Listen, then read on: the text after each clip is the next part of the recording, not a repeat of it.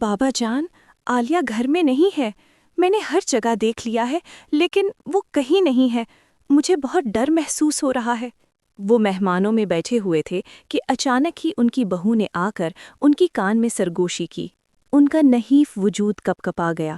وہ مہمانوں سے معذرت کرتے ہوئے کمرے میں چلے آئے۔ چہرے پر ہوائیاں اڑ رہی تھیں۔ وہ چند لمحوں میں بے جان سے ہو چکے تھے۔ یہ کیا کہہ رہی ہو؟ کہاں جا سکتی ہے؟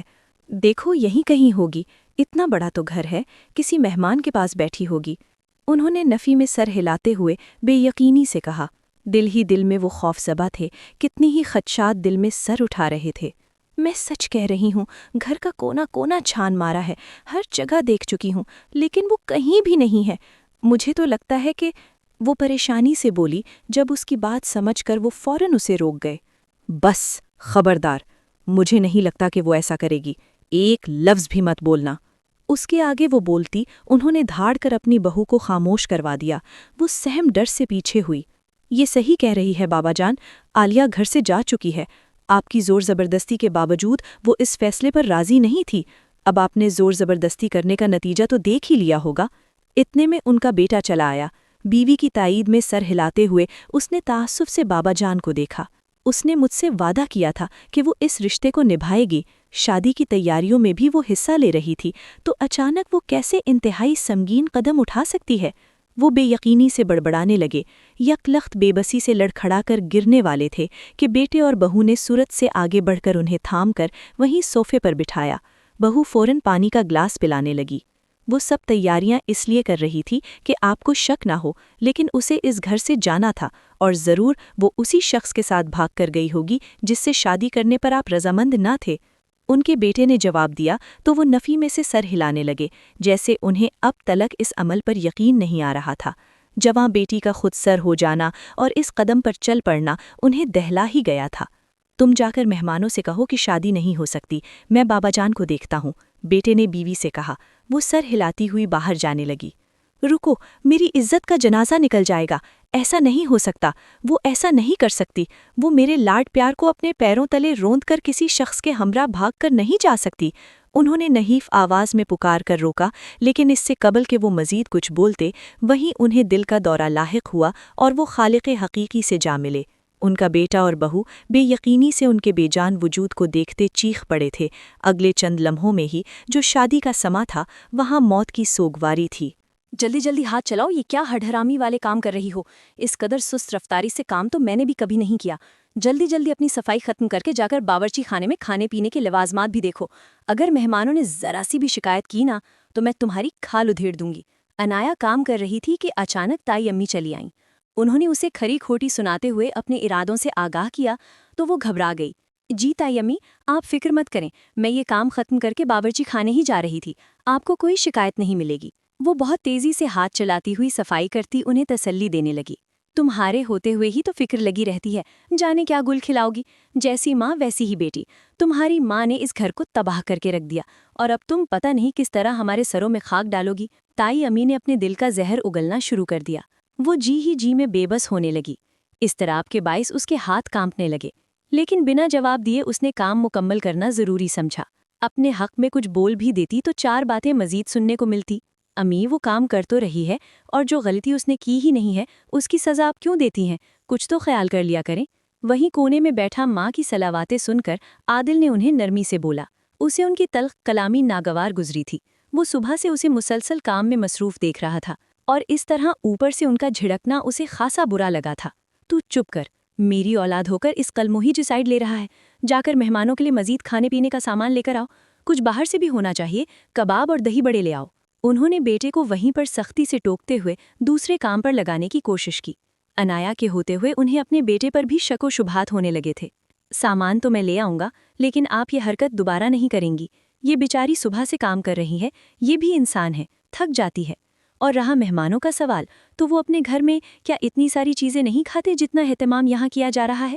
عادل نے اپنے ننہال والوں کے بارے میں بات کی، کیونکہ آج وہی کھانے پر آنے والے تھے۔ اللہ کا شکر ہے کہ میرے گھر والے اچھے کھاتے پیتے گھرانے سے ہیں، انہیں کسی چیز کی کمی نہیں ہے۔ میں نے انہیں دعوت دی تھی، تمہاری شادی کے بارے میں سوچ رہی ہوں، جب ہی آج تمہاری ممانی سے بات بھی کروں گی۔ انہوں نے گردن اکڑا کر تفاخر سے انایا کو دیکھتے ہوئے جواب دیا، گویا وہ اسے سنا رہی تھیں۔ پہلی بات تو یہ ہے کہ میں بھی شادی نہیں کرنا چاہتا، اور اگر میں نے کی بھی تو میں آپ کو بتاؤں گا مجھے کب اور کس سے شادی کرنی ہے۔ فی الحال میں سامان لینے جا رہا ہوں، مزید کچھ منگوانا ہے تو بتا دیں۔ شادی کے ذکر پر عادل نے بات بدل کر استفسار کیا تو ماں نے اسے تعجب سے دیکھتے ہوئے نفی میں سر ہلایا، تو وہ بازار سے سامان لینے چلا گیا۔ یہ جو تیرے ارادے ہیں نا، میرے ہوتے ہوئے تو کبھی پورے نہیں ہوں گے، چل کام کر۔ عادل کے جاتے ہی تائی امی نے اس کے کندھے پر ایک تھپڑ مارتے ہوئے غصے سے چبا چبا کر کہا۔ انایا نم آنکھوں سے انہیں دیکھتے ہوئے گویا خاموش شکوہ کیا۔ منحوس ماری، وہ حقارت سے بول کر وہاں سے چلی گئیں، جبکہ انایا زمین پہ بیٹھے آنسو بہانے لگی، جانے وہ اس اذیت میں کب تک مبتلا رہنے والی تھی۔ تم سمجھ کیوں نہیں رہی؟ میں تم سے محبت کرتا ہوں، اس بات کا یقین دلانے کے لیے میں اپنی جان بھی دینے کو تیار ہوں، پھر بھی تمہیں میری محبت پر یقین نہیں ہے؟ انایا، سمجھنے کی کوشش کرو، اس سے پہلے کہ دیر ہو جائے میری محبت تسلیم کر لو۔ امی کی فکر مت کرو، میں انہیں منا لوں گا۔ دعوت خیر سے اختتام پذیر ہو چکی تھی، مہمان گھر چلے گئے تو وہ رات دیر تلک کچن میں برتن دھونے میں مصروف تھی۔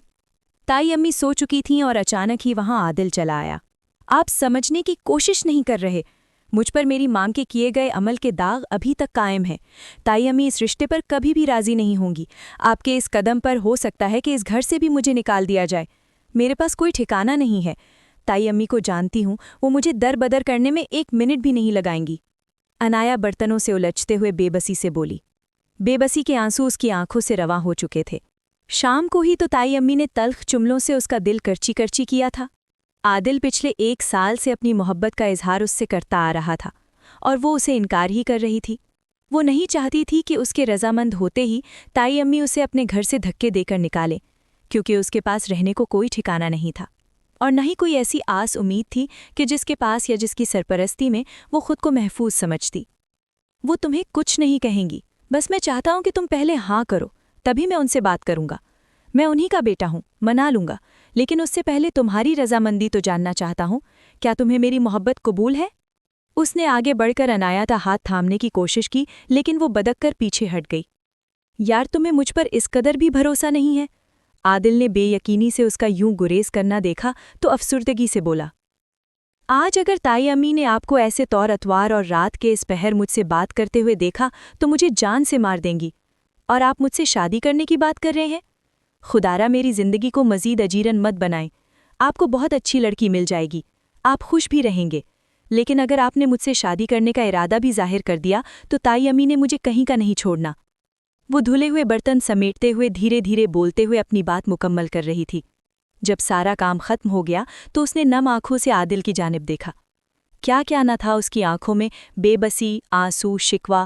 وہ مسلسل کام کرتے تھک گئی تھی۔ پھر وہ کچن سے نکل کر اپنے کمرے کی جانب چل پڑی۔ عادل وہیں ہاتھ پر ہاتھ دھرے کھڑا رہ گیا۔ میں سوچ رہی ہوں کہ حسن کی شادی کروا دوں، ہو سکتا ہے کہ وہ شادی کے بعد تھوڑا بہتر ہو جائے۔ سبین نے اپنے بیٹے حسن کی بچکانہ حرکتیں دیکھتے ہوئے پرسوچ انداز میں کہا۔ وہ اس پل لان میں پودوں کے پاس بیٹھے پھولوں سے جانے کون سے راز و نیاز کر رہا تھا۔ مما، یہ کیسی باتیں کر رہی ہیں آپ؟ بھائی کی شادی کیسے کر سکتے ہیں بھلا؟ اس حالت والے شخص کو کون اپنی بیٹی دے گا؟ اور اگر کوئی دے گا بھی تو پھر اس لڑکی پہ ظلم ہوگا۔ خدارا اپنا ارادہ ملتوی کر دیں۔ وہیں بیٹھے ان کے چھوٹے بیٹے احمد نے ان کے فیصلے پر مداخلت کی۔ میں بھی اس حق میں نہیں ہوں۔ بجائے کسی کی بچی پہ ظلم کرنے کے ہمیں حسن کا علاج مزید کسی بہترین ڈاکٹر سے کروانا چاہیے۔ ان کے شوہر نے بھی گفتگو میں حصہ لیتے ہوئے اپنی رائے دی۔ آپ میری بات سمجھ کیوں نہیں رہے؟ میں ماں ہوں، لیکن بیوی اس کو اچھے سے سمجھنے کی کوشش کرے گی جو ایک ماں نہیں سمجھ سکتی۔ ہو سکتا ہے کہ یہ ٹھیک ہو جائے۔ انہوں نے ایک امید سے اپنے شوہر اور بیٹے کو دیکھا۔ حسن کو سب سے لاتعلق الجھتے دیکھنے سے ان کا دل کٹ کر رہ گیا تھا۔ یہ سب ٹھیک نہیں ہے، اگر تم پھر بھی بضد ہو تو کوشش کر کے دیکھ لو، انہوں نے صاف گوئی سے کہتے ہوئے گویا بد دلی سے بیوی کو اجازت دی اور وہاں سے اٹھ کر چلے گئے۔ میں بھی یہی کہوں گا، بھائی کا ہمیں علاج کروانا چاہیے، نہ کہ شادی کر کے کسی کی بیٹی کی زندگی خراب کرنی چاہیے۔ احمد نے بھی بابا کی تائید کی، لیکن وہ اس فیصلے پر قائم تھیں۔ انہیں اپنے بیٹے کی شادی کروانا ہی بہترین حل لگ رہا تھا۔ تمہیں بڑے ماموں کی بیٹی کیسی لگتی ہے؟ میرا ارادہ ہے کہ اسے اپنی بہو بناؤں۔ پڑھی لکھی اور اچھی سلجھی ہوئی بچی ہے، تمہیں خوش رکھے گی۔ دعوت کا مقصد بھی یہی تھا کہ میں انہیں یہاں بلا کر خوش اسلوبی سے بات کرنا چاہتی تھی۔ مجھے لگتا ہے کہ یہ رشتہ تمہارے لیے بہترین ہے۔ وہ کام کر رہا تھا کہ امی کمرے میں چلی آئیں۔ لیکن میں اس میں انٹرسٹڈ نہیں ہوں، آپ انہیں انکار کر دیں، اس نے صاف گوئی سے کہا۔ دل ہی دل میں وہ عنایا کے انکار پر جی بھر کے بے بس ہوا۔ اس کی وجہ جان سکتی ہوں کہ انکار کیوں کرنا چاہ رہے ہو؟ آخر برائی کیا ہے میری بھتیجی میں؟ اتنی پیاری ہے، پڑھی لکھی، سمجھدار بچی ہے۔ انہیں تو گویا پتنگے لگ گئے تھے۔ وہ غصے سے اس کی خوبیاں گنواتے ہوئے سوال کرنے لگیں۔ میں نے یہ نہیں کہا کہ وہ پیاری نہیں ہے اور اچھی بچی نہیں ہے، بس میں یہ کہہ رہا ہوں کہ اس میں انٹرسٹڈ نہیں ہوں۔ اسے مجھ سے بہتر کوئی اچھا رشتہ مل سکتا ہے تو آپ انکار کر دیں۔ اس نے بنا لگی لپٹی رکھے 2 ٹوک جواب دیا۔ میں سمجھ رہی ہوں کہ تمہارے کیا ارادے ہیں، لیکن جو تم سوچے بیٹھے ہو ویسا کچھ نہیں ہوگا۔ میں مر جاؤں گی، لیکن وہ سب نہیں ہونے دوں گی جو تم کہنا یا کرنا چاہتے ہو۔ انہوں نے نہ آؤ دیکھا نہ تاؤ بیٹے کو لتاڑ کے رکھ دیا۔ وہ پھٹی پھٹی آنکھوں سے ماں کو دیکھنے لگا۔ کیا کہنا چاہتی ہیں آپ؟ اس نے ہگلاتے ہوئے پوچھا۔ تم خوب جانتے ہو کیا کہنا چاہتی ہوں اور کیا نہیں، انہوں نے ڈھکے چھپے لہجے میں کہتے ہوئے بیٹے کو غصے سے گھورا۔ اگر آپ جانتی ہیں تو پھر میرے دل کی خواہش کیوں نہیں پوری کر دیتی؟ میں عنایا کو پسند کرتا ہوں، اسی سے شادی کرنا چاہتا ہوں۔ اس نے کھلے لفظوں میں اپنی پسند انہیں بتائی۔ یعنی میرا شک صحیح تھا، تم اس کلموہی کے جال میں پھنس چکے ہو۔ انہوں نے کھا جانے والی نظروں سے بیٹے کو دیکھا۔ میں تمہیں بتا رہی ہوں عادل، تمہاری شادی اس بھاگی ہوئی ماں کی بیٹی کے ساتھ میں کبھی بھی نہیں کروں گی۔ یہ تو بس مجبوری میں اسے اس گھر میں رکھا ہوا ہے، ورنہ وہ اس قابل نہیں ہے کہ میں اسے اپنی بہو بناؤں۔ بہتر ہو گیا کہ جلد از جلد تم اپنے اس وہم سے نکل آؤ۔ میں آج ہی تمہاری ممانی کو ہاں کرنے والی ہوں اور چند دنوں میں تمہاری شادی طے کر دوں گی۔ انہوں نے سختی سے کہتے ہوئے بیٹے کو اپنا فیصلہ سنایا۔ وہ بے یقینی سے انہیں دیکھے گیا۔ آپ یہ جانتی بھی ہیں کہ میں آپ کی بھتیجی میں انٹرسٹڈ نہیں ہوں، پھر بھی میری شادی اس سے کروا دیں گی، اور جسے میں پسند کرتا ہوں اسے آپ دھتکار رہی ہیں۔ یعنی کہ آپ کی نفرت آپ کو عزیز ہے، لیکن بیٹے کی خوشی سے آپ کو کوئی سروکار نہیں۔ اس نے صدمے کی سی کیفیت میں ماں کو دیکھتے ہوئے شکوہ کیا۔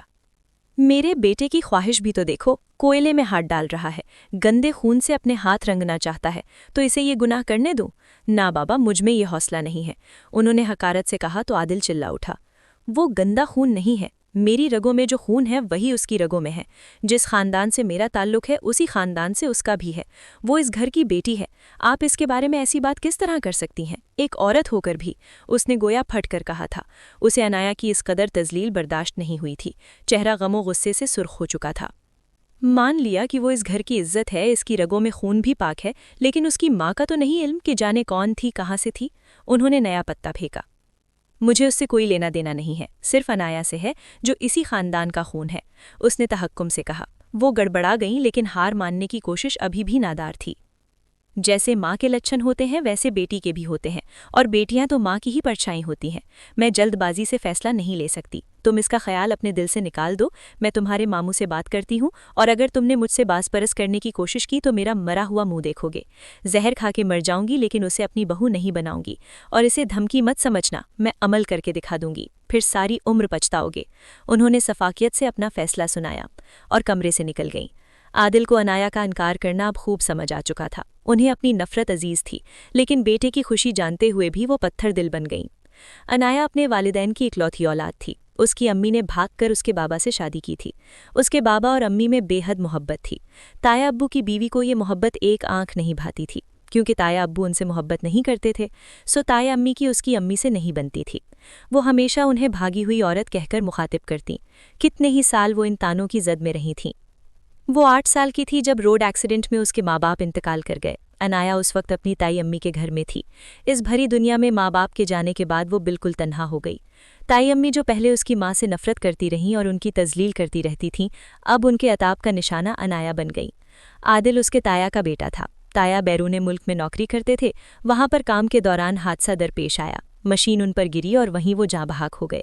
عنایا اور عادل کا ایک دوسرے کے ساتھ اچھا دوستوں والا تعلق تھا، لیکن جوانی کی دہلیز پر قدم رکھتے اور تائی امی کی کینہ ساز نظروں کے باعث وہ عادل سے گریز کرنے لگی تھی، لیکن وہ اسے اپنی محبت کا یقین دلانے میں پوری جدوجہد کر رہا تھا۔ جبکہ حسن خان اور احمد خان دونوں بھائی تھے، ان کے والدین نے بے حد لاڈ پیار اور محبت سے ان دونوں کو پالا تھا۔ ایک دن حسن خان آفس جا رہا تھا کہ اس کا بری طرح کار ایکسیڈنٹ ہو گیا۔ ایکسیڈنٹ اس قدر شدید تھا کہ اس کے دماغ کی نسیں پھٹنے کے قریب تھیں۔ جسمانی چوٹوں کے علاوہ وہ ذہنی توازن بھی کھو بیٹھا تھا۔ پچھلے 3 سالوں سے اس کا ہر بڑے سے بڑے ڈاکٹر سے علاج ہو رہا تھا، لیکن وہ صحت یاب ہونے کے بجائے مزید توازن کھو بیٹھا۔ اچانک ہی حسن کی والدہ نے اپنے بیٹے کی شادی کا ارادہ ظاہر کیا تو ان کے شوہر اور چھوٹے بیٹے کو اس فیصلے سے اعتراض ہوا۔ لیکن دونوں ہی انہیں سمجھانے سے قاصر تھے، کیونکہ وہ ماں بن کر سوچ رہی تھیں، جنہیں صرف اور صرف اپنے بیٹے کی صحت اور تکلیف سے سروکار تھا۔ کل تمہارا رشتہ دیکھنے والی عورتیں آئیں گی تو کوئی اچھا سا ڈھنگ کا سوٹ پہن لینا اور ان کے سامنے اپنا یہ بیچارگی کا ڈرامہ مت رچانا، ورنہ تمہارے ساتھ بہت بلا پیش آؤں گی۔ تائی امی نے ایک چال چلی تھی۔ وہ جانتی تھیں کہ بیٹے کی شادی اگر وہ کر بھی دیں گی تو وہ انایا سے بدزن نہیں ہو پائے گا، لیکن اگر وہ انایا کو اس گھر سے رخصت کر دیں گی تو ان کا بیٹا خود بخود ہی ٹھیک ہو جائے گا۔ اس لیے انہوں نے چند ایک رشتوں کی بات کی تھی اور کل رشتہ دیکھنے والے بھی آنے والے تھے۔ تائی امی، میں ابھی شادی نہیں کرنا چاہتی، اس نے بڑی ہمت کر کے تائی امی سے کہا۔ انہوں نے دیدے پھاڑے، انایا کے اعتراض پر اسے گویا بے یقینی سے دیکھا۔ شادی نہیں کرو گی تو کیا میرے دل پہ ہمیشہ کے لیے بیٹھ کر مونگ ڈالنے کا ارادہ ہے؟ ایسا تو میں ہونے نہیں دوں گی۔ جتنا جلدی ممکن ہو سکے گا اتنی ہی جلدی تمہیں اس گھر سے جلد از جلد رخصت کروں گی۔ اس کے بعد پھر مجھے اپنے بیٹی کے سر پر بھی صحرا سجانا ہے۔ انہوں نے دو ٹوک فیصلہ سنایا تو وہ اپنے آنسو دل ہی دل میں اتارنے لگی۔ جانتی تھی کہ یہاں وہ لاکھ ہاتھ پاؤں مار کے احتجاج کرتی، لیکن تائی امی نے اس کی ایک نہیں سننی تھی، سو وہ خود کو حالات کے حوالے کر کے دل ہی دل میں اپنا دل جلانے لگی۔ دوسرے دن ہی رشتہ دیکھنے والے چلے آئے تھے، انہیں انایا پسند آ گئی اور وہ شادی کے لیے جلدی مچا رہے تھے، سو تائی امی نے فوراً سے ہاں کر دی۔ جھٹ منگنی اور پٹ بیاہ والا منظر تھا جب ہی آج انایا کی مہندی تھی۔ عادل نے اپنی ماں کی پھرتیاں دیکھیں تو بے یقینی سے انہیں دیکھے گیا۔ اگر تمہیں اس رشتے سے انکار ہے تو میں تمہیں لے کر کہیں اور چلا جاؤں گا، مگر میں شادی تم سے ہی کرنا چاہتا ہوں، تم ایک بار صرف مجھے ہاں کہہ کر تو دیکھو۔ عادل ماں کے فیصلے کے آگے تو نہیں بول سکتا تھا، لیکن اس نے انایا کو خاموش ویران نظروں سے دیکھتے ہوئے اپنا سنگین ارادہ ظاہر کیا۔ اگر میں ایسا کر بھی گزروں تو پھر بھی بھاگی ہوئی ماں کی بیٹی ہی کہلاؤں گی، جیسا میری ماں نے کیا ویسا ہی میں بھی کروں گی، تو پھر تائی امی کے کہے جملے تو سچ ثابت ہو جائیں گے نا۔ انایا ہاتھوں میں لگی مہندی کو دیکھ رہی تھی، نم آنکھوں کے ساتھ تلخی سے مسکرائی۔ اس کی آنکھوں میں ٹوٹے خواب کی کرچیاں تھیں جن کا ذکر وہ چیخ چیخ کر کرنے سے بھی قاصر تھی۔ تمہیں امی کے کہے جملوں کی فکر ہے، لیکن میرے دل پہ گزری قیامت کا کوئی اندازہ نہیں ہے، عادل نے دبے دبے لہجے میں زچ ہو کر پوچھا۔ مجھے احساس ہے کہ آپ کے دل پر کیا گزر رہی ہے، لیکن میں کسی کی حق تلفی نہیں کر سکتی۔ تائی امی پر آپ کا حق ہے اور یہ حق میں ان سے نہیں چھین سکتی۔ اس گھر میں انہوں نے مجھے بچپن سے اب تک جیسے بھی صحیح پناہ دی ہے، اور ان کے احسان کے بدلے میں آپ کو چھین کر نہیں چکا سکتی۔ اس نے سختی سے کہا تو عادل کی آخری کوشش بھی گویا بیکار گئی۔ وہ انایا کی دہلیز سے بے مراد لوٹ کر چلا گیا۔ عادل کے جاتے ہی وہ پھوٹ پھوٹ کر رونے لگی۔ یہ نہیں کہ اسے عادل سے محبت تھی، بس تایازاد ہونے کے ناطے اسے عادل کی تکلیف کا بخوبی اندازہ تھا۔ وہ شادی کے لیے رضامند تو ہو چکی تھی، لیکن بارات کے دن جب اس نے حسن خان کو نیم پاگل حالت میں اٹھ پٹانگ حرکتیں کرتا دیکھا تو اس کے پیروں تلے سے گویا زمین نکل گئی۔ تائی امی اس کی شادی ایک پاگل شخص سے کروا رہی تھیں، یعنی کہ عادل کے محبت کرنے کا بدلہ وہ اس سے اس طرح لے رہی تھیں کہ وہ تمام عمر دردناک تکلیف میں مبتلا رہے۔ وہ دلہن بنی تائی امی کے پیر تھامے ان کے قدموں میں بیٹھ گئی۔ تائی امی، یہ ظلم نہ کریں، میں ساری عمر آپ کی خدمت کروں گی، میری ایک پاگل سے شادی مت کروائیں۔ انایا نے روتے ہوئے منت کی، وہ تکلیف کی انتہا پہ تھی۔ چپ کر بے وقوف، تجھے اتنی بڑی حویلی کی مالکن بنا رہی ہوں، دیکھنا تو وہاں کیسے عیش کرے گی، میرے بیٹے کو بھی تو بھول جائے گی۔ تائی نے اسے پیار سے پچکارتے ہوئے کہا اور زبردستی اس کی شادی خان حویلی کے بڑے بیٹے حسن خان سے کروا دی، جو ایک ایکسیڈنٹ میں اپنا ذہنی توازن کھو بیٹھا تھا اور 10 سال کے بچے جیسی حرکتیں کرتا تھا۔ اس کے لاکھ احتجاج کے باوجود بھی تائی امی نے اس پر ترس نہ کھایا۔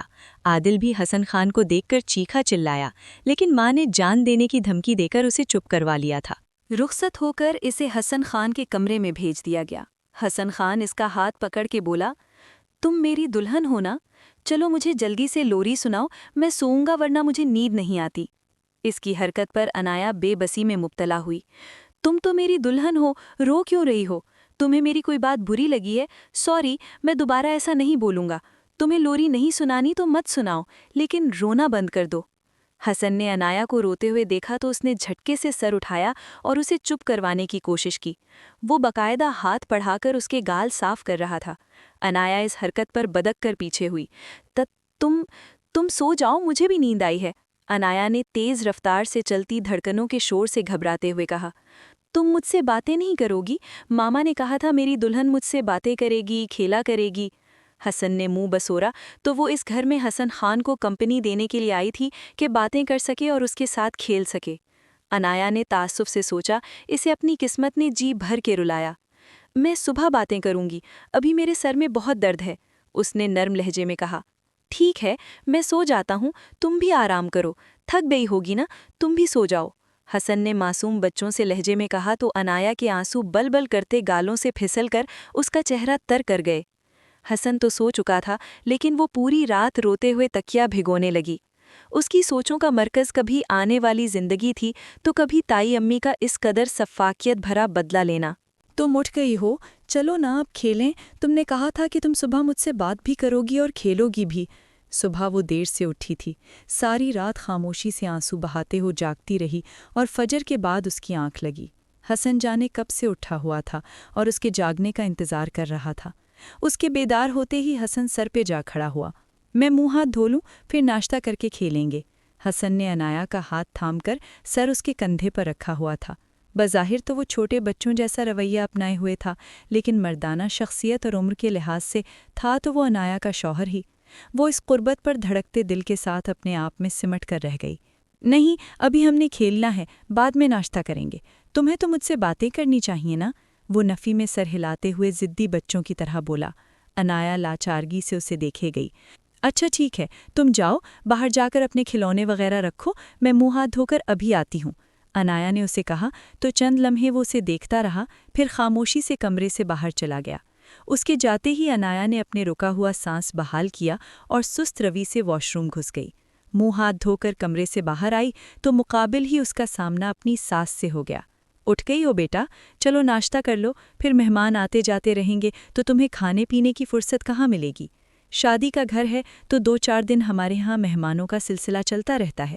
سبین کے لہجے میں بے پناہ اپنائیت اور شفقت تھی، جو تائی امی کے لہجے میں ہمیشہ مفقود رہی۔ میں تمہارے لیے ناشتہ لے کر آتی ہوں، تم بیٹھو۔ وہ خاموشی سے نظریں گھما کر گھر کا جائزہ لے رہی تھی۔ سبین اس کا گال تھپ تھپا کر کچن کی جانب بڑھی۔ عنایا نے گھبرا کر انہیں روک لیا۔ آپ بیٹھیں، میں خود کر لوں گی، اس نے نرمی سے کہا۔ لیکن ایسے کیسے؟ تمہارا پہلا دن ہے، سبین نے محبت سے کہا تھا، لیکن عنایا کو یاد آیا کہ دلہن کا ناشتہ میکے سے آتا ہے، لیکن تائی امی نے بس اس سے جان چھڑوا لی تھی، بھلا وہ یہ رسمیں کیوں نبھاتیں؟ پریشان مت ہوں، مجھے ملازمہ بتا دے گی۔ عنایا نے آگے بڑھ کر کچن میں جھانکا اور ملازمہ کو دیکھتے ہوئے سبین کو تسلی دی۔ ناچار وہ سر ہلا کر وہاں سے چلی گئیں۔ اگلے 3-4 دن تک وہاں مہمانوں کا سلسلہ جاری تھا۔ کبھی سبین کے خاندان میں سے کوئی چلا آتا تو کبھی اس کے سسر کے خاندان میں سے مہمان چلے آتے۔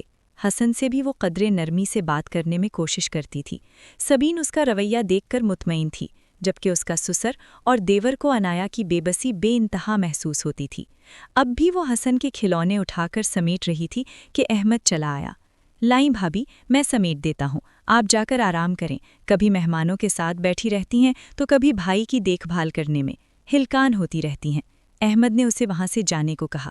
نہیں، یہ ذمہ داری میری ہے تو میں خود ہی کر لوں گی، آپ پریشان نہ ہوں، اس نے سر جھکائے نرمی سے کہا۔ عنایا کے چہرے پر کسی قسم کے دکھ کے آثار نہیں تھے، بس لہجہ یوں تھا جیسے وہ اندر ہی اندر غم سے گھل رہی ہے۔ میں شرمندہ ہوں بھابھی، جانتا ہوں کہ آپ کے ساتھ زیادتی ہوئی ہے، میں نے تو ماما کو سمجھایا بھی تھا کہ وہ بھائی کی شادی نہ کروائیں، حتیٰ کہ بابا بھی اس رشتے پر راضی نہیں تھے، لیکن جانے کیوں ماما کو امید تھی کہ وہ بھائی کی شادی کروائیں گی تو بھائی ٹھیک ہو جائیں گے۔ احمد کے لہجے میں ندامت تھی، گویا وہ شرمسار سا تھا۔ یہ سب میری قسمت میں لکھا ہوا تھا اور مجھے اس سے کوئی شکوہ نہیں ہے، شاید اسی میں ہی کوئی بھلائی ہوگی، آپ شرمندہ مت ہوں، عنایا نے اپنے آنسو دل میں اتارتے ہوئے ہلکا سا مسکرا کر جواب دیا۔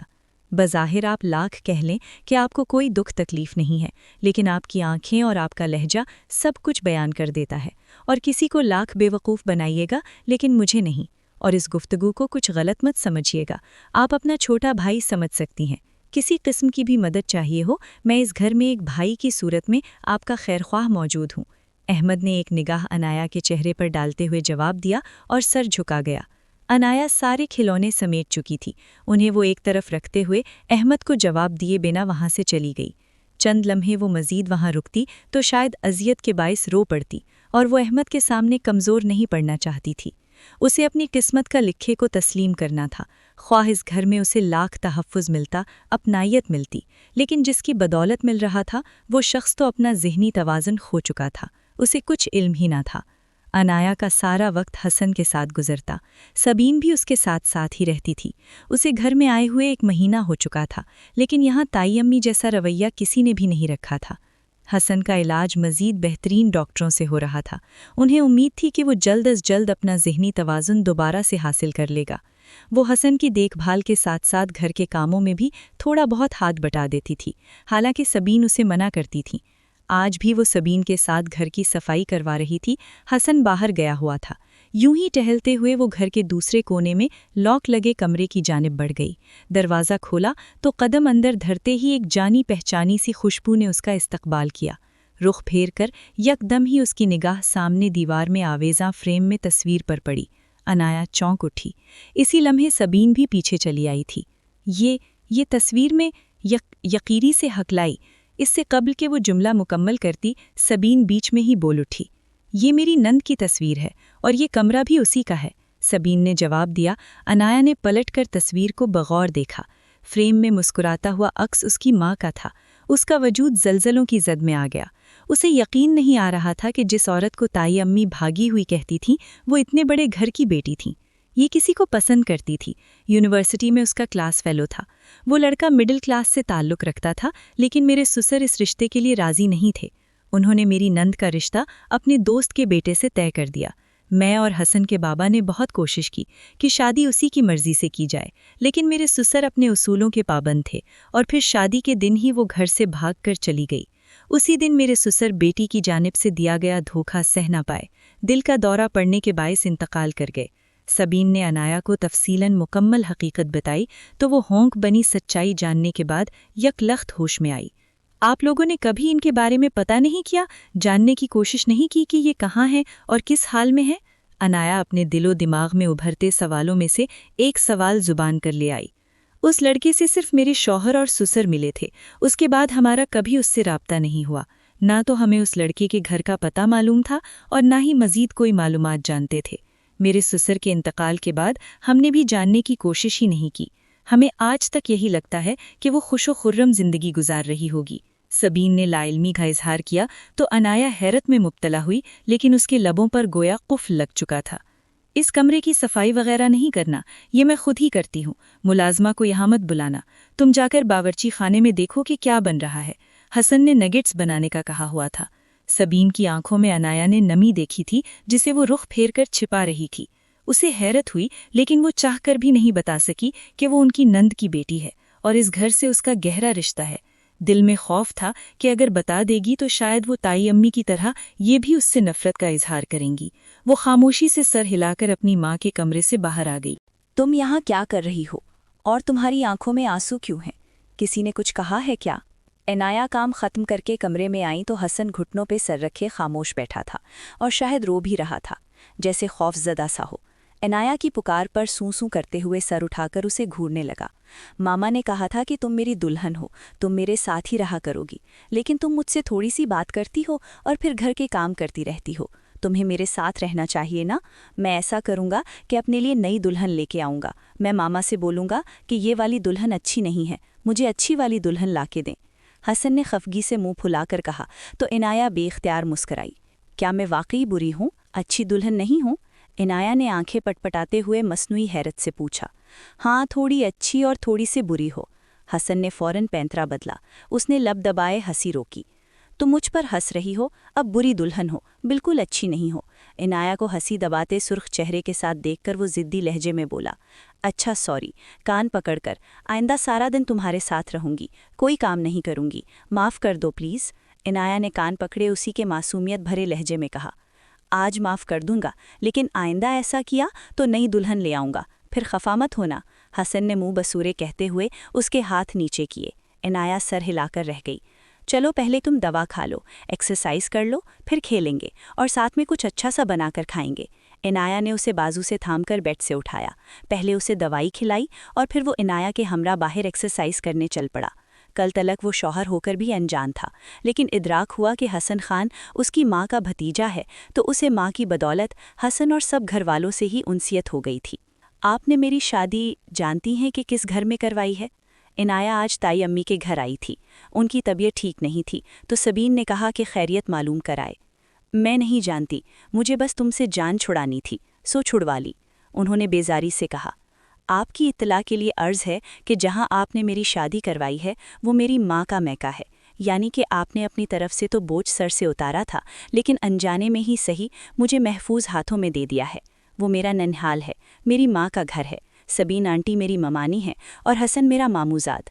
ہاں، پہلے مجھے اس کے ذہنی توازن کھو جانے پر اعتراض تھا کہ میں اس سے شادی کیوں کروں، لیکن اب جیسا بھی ہے میں اس رشتے کو نبھاؤں گی۔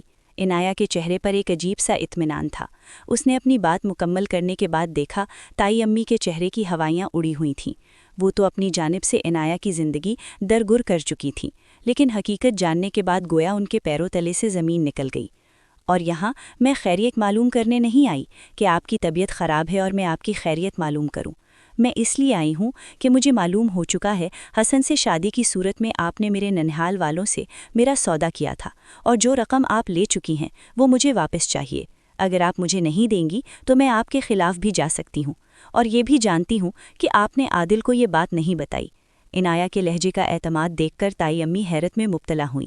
آج سے قبل وہ کبھی اونچی آواز میں بھی نہیں بولی تھی، اور اب اس کا لہجہ، چہرے کے تاثرات بالکل سپاٹ تھے۔ مجھے دھمکانے کی ضرورت نہیں ہے، پیسے لینے کی وجہ یہ تھی کہ تم میرے بیٹے کی زندگی سے دفع ہو جاؤ، اور وہاں تمہاری زندگی اتنی اجیرن ہو کہ تم یہاں واپس مت آؤ۔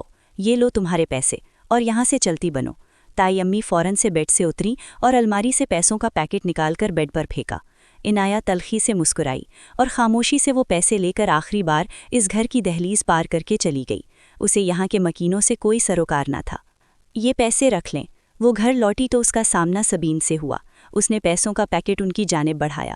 یہ کون سے پیسے ہیں؟ انہوں نے ناسمجھی سے پوچھا۔ وہی جو میری تائی امی نے میری شادی میں سودا کر کے آپ سے لیے تھے۔ میں کوئی خریدی ہوئی چیز نہیں ہوں، اور میں نہیں چاہتی کہ مجھے یہاں اس گھر میں زر خرید غلام سمجھا جائے، اسی لیے یہ پیسے لے کر آئی ہوں۔ آپ انہیں رکھ لیں۔ عنایہ کی بات سن کر سبین کو تعجب ہوا۔ کبھی کبھی مجھے لگتا ہے جیسے میں تمہیں جانتی ہوں، تمہارے چہرے کے نقوش مجھے کسی کی یاد دلاتے ہیں، تمہارا لہجہ بہت کچھ باور کروا رہا ہوتا ہے، لیکن میں نہیں جانتی کہ ایسا کیا ہے تم میں، اور تمہیں اس گھر میں ہم نے کبھی بھی خریدا ہوا نہیں سمجھا، اور میں تمہاری تائی کی خصلت کو پہچان چکی تھی، اسی لیے ان کا منہ بند کروانے کے لیے مجبوراً مجھے پیسے دینے پڑے تھے، ورنہ اس گھر میں تم ایک بیٹی بن کر آئی ہو، اور ہمیشہ تم اس گھر میں بیٹی بن کر ہی رہو گی۔ میری دعا ہے کہ میرا بیٹا جلد ٹھیک ہو جائے، جس کی بدولت تم یہاں ہو، تمہیں تمہارے نصیب کی خوشیاں مل سکیں۔ سبین نے اس کے سر پر دستے شفقت سے ہاتھ پھیرتے ہوئے محبت سے کہا تو عنایہ کی آنکھوں میں نمی اتر آئی، جسے اس نے پلکوں کی باڑ سے نکلنے سے روکنے کے لیے آنکھیں بند کر لیں۔ میں حسن کو دیکھتی ہوں، آپ یہ پیسے رکھ لیں، اس نے عجلت میں کہا، اور وہاں سے فرار حاصل کی۔ جی چاہا کہ وہ انہیں اپنی حقیقت بتا دے، لیکن دل میں کئی خوف و خدشات تھے کہ شاید تائی امی نے جو سلوک روا رکھا یہاں بھی ایسا ہی کچھ درپیش نہ آ جائے۔ اس کی شادی کو 6 ماہ گزر چکے تھے۔ حسن کا ہر ماہ چیک اپ ہو رہا تھا۔ اس کی طبیعت میں اب کافی سدھار آیا تھا، اور ڈاکٹر یہ کہہ چکے تھے کسی بھی وقت اس کا ذہنی توازن واپس آ جائے گا۔ سب گھر والے ڈاکٹر کی بات سے بہت خوش تھے۔ خوشی تو یہ جان کر عنایہ کو بھی ہوئی تھی۔ وہ بھی اندر سے یہی چاہتی تھی کہ وہ اپنے ہسبینڈ کے ساتھ ایک نارمل زندگی گزارے۔ حسن اب اس کا شوہر ہونے کے ساتھ ساتھ اس کا کزن بھی تھا، اس لیے عنایہ اس کی بہت کیئر کرتی تھی۔ سارا دن اس کے آگے پیچھے رہتی تھی۔ وہ یہ مان چکی تھی کہ اب اس کا اس گھر کے سوا کوئی ٹھکانہ نہیں ہے، یہاں وہ محفوظ بھی ہے اور اپنوں کے پاس بھی۔ وہ بھی ہر نماز کے بعد دعا کرتی تھی کہ حسن جلد از جلد ٹھیک ہو جائے۔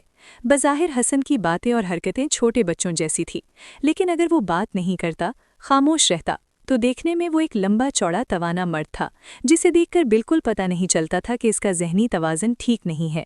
حسن اب اس کے ساتھ بہت مانوس ہو چکا تھا۔ وہ کھیلتے ہوئے عنایہ کا ہاتھ پکڑ لیتا، کبھی اس کی گود میں لیٹ جاتا کہ مجھے لوری سناؤ، مجھے نیند نہیں آ رہی۔ عنایہ کا چہرہ سرخ پڑ جاتا اور وہ شرمانے اور گھبرانے لگتی تھی۔ اس کی کوشش ہوتی تھی کہ وہ حسن کو خود سے فاصلہ پر رکھے، لیکن حسن اس کی سنتا ہی نہیں تھا۔ جب ایک دفعہ اس نے کہہ دیا کہ اسے گود میں لیٹ کر لوری سننی ہے، تو گود میں لیٹ کر ہی لوری سنے بنا سوتا نہیں تھا۔ عنایہ دھڑکتے دل کے ساتھ اسے لوری سناتی تھی۔ کل رات بھی سوئے ہوئے حسن نے اس کے اوپر اپنا ہاتھ رکھ دیا تھا۔ نیند میں وہ گھبرا کر اٹھ گئی، لیکن اس نے حسن کا ہاتھ نہیں ہٹایا اور دوبارہ لیٹ گئی۔ शुरू में तो डरती थी, लेकिन आहिस्ता आहिस्ता हसन के साथ बेड के कोने पर ही सही, लेकिन वो सोने लग गई थी। हसन ने जब इसके ऊपर अपना हाथ रखा तो वो एकदम चौंक कर घबराई थी, लेकिन इसने हसन का हाथ अपने ऊपर से नहीं हटाया, बल्कि इसे देखकर मुस्कुराने लगी। कहीं ना कहीं इसके दिल में हसन की मोहब्बत भी जाग रही थी, और वो इसके साथ की आदी भी हो रही थी, क्योंकि वो इसे दिल से अपना शौहर मान चुकी थी और अब चाहती थी कि वो जल्द अज जल्द ठीक हो जाए। ख्यालों में तो कई बार इसे ठीक देख भी चुकी थी। वक्त गुजरता जा रहा था, वो हसन को वक्त पर दवा दे रही थी।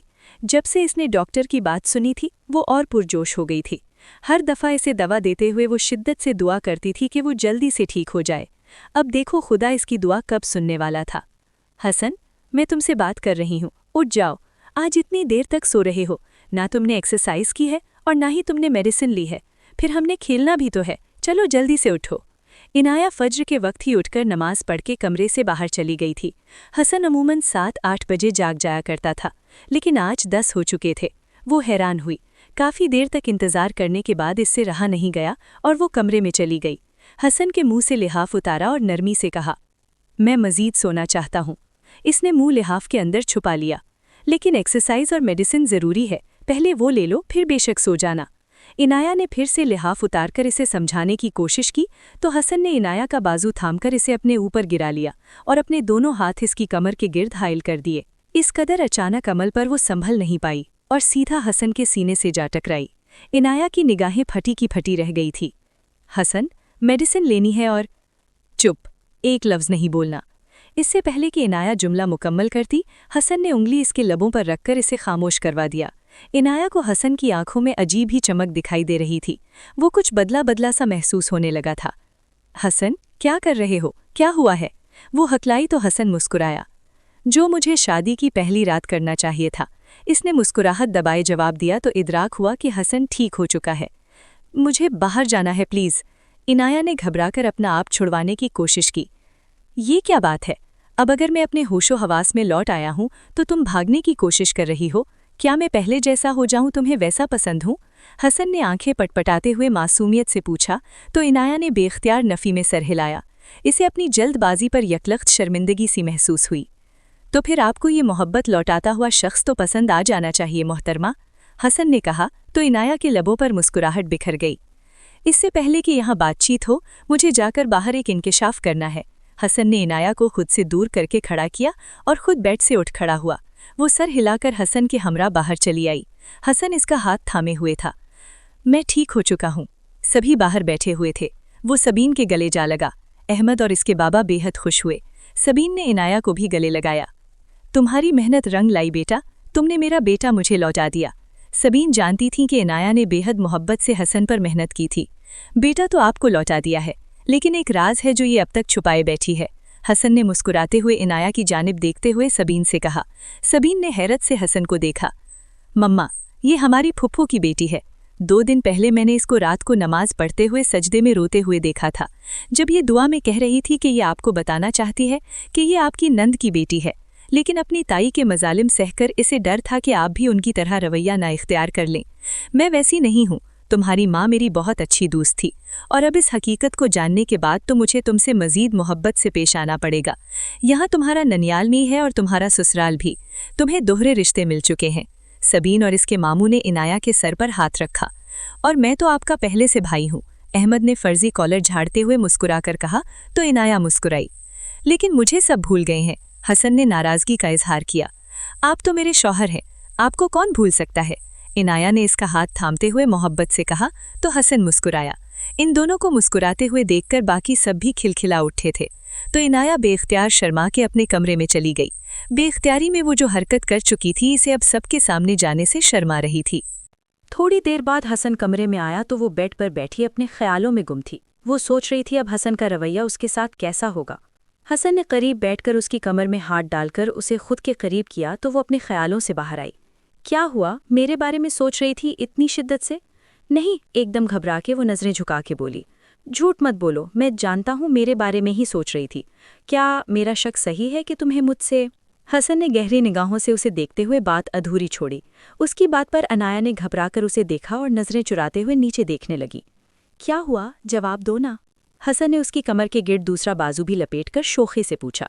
انایا نے بے ساختہ انکار میں سر ہلا کر اس کے سینے پہ ہاتھ رکھ کے اسے خود سے دور کرنا چاہا تو وہ اس کے دونوں ہاتھ پکڑ کر بولا، اتنے مہینوں سے تم سے دور رہا ہوں، اب ٹھیک ہو گیا ہوں تو کیا اب بھی خود سے دور کرو گی؟ اس کی بات پر بے اختیار انایا نے نفی میں سر ہلایا تو مسکراتے ہوئے اس نے انایا کے ماتھے پر اپنے ہونٹ رکھ دیے۔ انایا تو اس کے لمس پر وہیں ساکت ہو گئی۔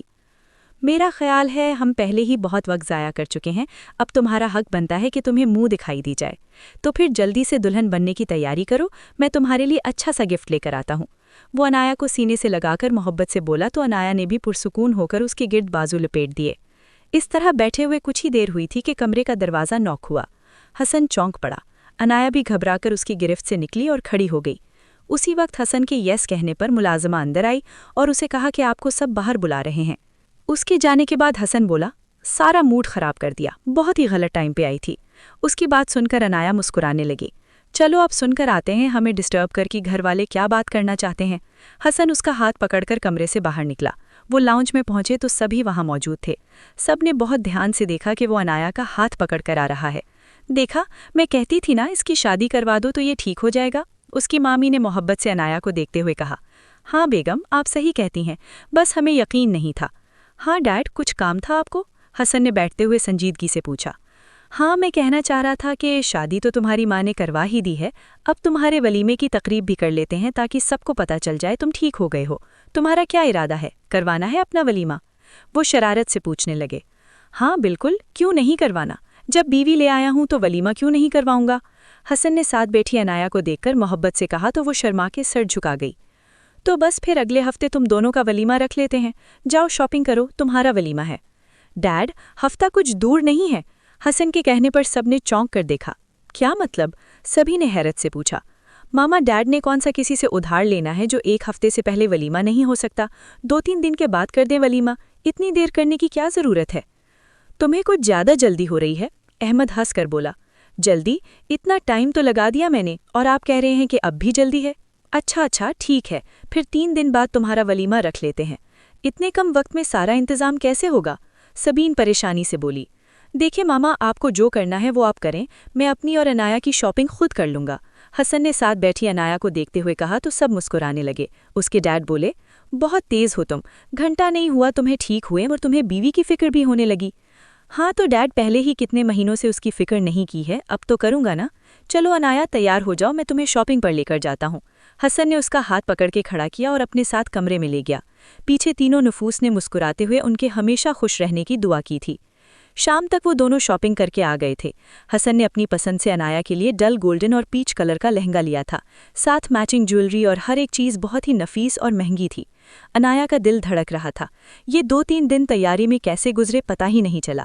آج جب وہ پارلر سے تیار ہو کر آئی تو حسن کتنی ہی دیر اسے دیکھتا رہا، پھر سٹیج پر اس کے برابر بیٹھتے ہوئے جھک کر بولا، پہلی بار جب تم میرے لیے سجی تھی تو میں تمہیں نہیں دیکھ پایا تھا، بے فکر رہو، آج دیکھوں گا بھی اور سراہوں گا بھی۔ اس کی بات پر انایا شرما گئی اور اس کا دل زور سے دھڑکنے لگا۔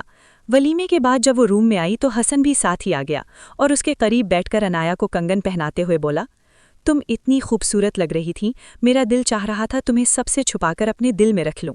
نہ جانے میں نے کون سی نیکی کی ہے جس کے صلے میں مجھے تم ملی۔ جذبات سے بوجھل لہجے میں کہتا ہوا وہ انایا کے ہاتھوں پر اپنے لب رکھ گیا۔ شرمائی گھبرائی سی انایا نے بے اختیار اپنا ہاتھ کھینچا تو وہ بولا، آج کچھ بھی کر کوئی یہ ہاتھ نہیں چھوڑوں گا، ابھی تو مجھے تمہیں تھینکس بولنا ہے، آخر تم نے میرا بہت خیال رکھا ہے، اب مجھے شوہر ہونے کا فرض نبھانے دو۔ وہ انایا کو سینے سے لگا کر محبت سے بولا تو انایا نے بھی پرسکون ہو کر آنکھیں میچ لیں۔ ایک لمبی مسافت کے بعد اس کی زندگی میں خوشیاں آئی تھیں جس کے لیے وہ اپنے رب کی بہت شکر گزار تھی، جس نے اسے نہ صرف اپنا خاندان دیا بلکہ ایک اچھا شوہر بھی عطا کیا۔